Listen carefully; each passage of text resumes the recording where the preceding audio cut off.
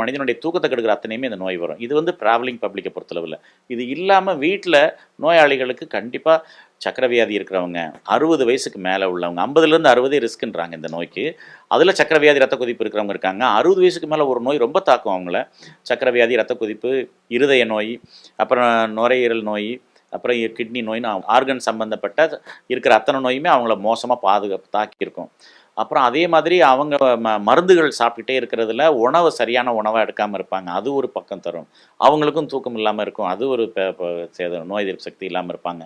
இது எல்லாத்தையும் தாண்டி கிட்னி டிரான்ஸ்பிளான்டேஷன், கேன்சர் பேஷண்ட் அவங்களுக்கு மருந்து மாத்திரை, மரணத்தை நோக்கி பயம், வாழ்க்கையை பற்றிய பயம், இதெல்லாம் அவங்க தூக்கம் இல்லாமல் போய் அது அதிகமாகவே இருக்கும். இது தவிர குழந்தைங்க 5 வயசுக்குள்ள குழந்தைங்க அடிக்கடி டாக்டர்கிட்ட போயிட்டு இருப்பாங்க.